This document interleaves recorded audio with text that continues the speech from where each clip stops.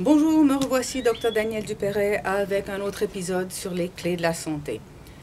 Vous avez peut-être été frustré la semaine passée lorsque je vous ai dit que les céréales n'étaient pas bonnes pour la consommation humaine. Malheureusement, ce sont ce que les recherches nous montrent depuis la révolution agriculturelle. Il y a de plus en plus de maladies dégénératives.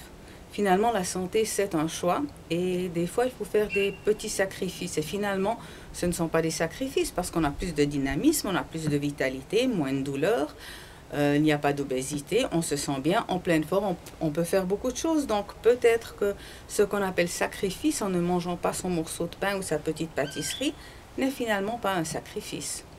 Alors qu'est-ce qu'on peut manger qui est bien ?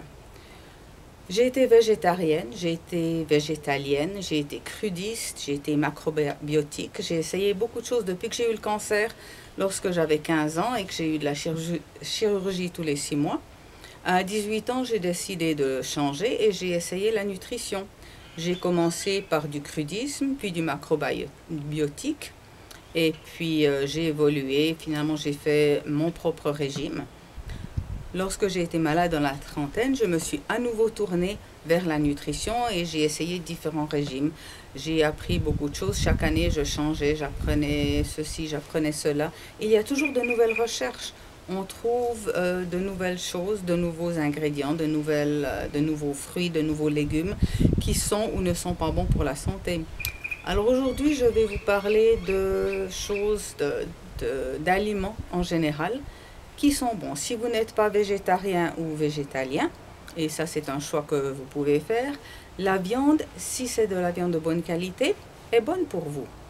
Que vous mangiez du bœuf, du bison, du chevreuil, du cerf, tant qu'ils sont nourris avec de l'herbe et qu'ils sont dans des pâturages, cela donne de la bonne viande. S'ils sont dans de petits enclos et qu'ils ont de la nourriture artificielle, bien sûr ce n'est pas bon.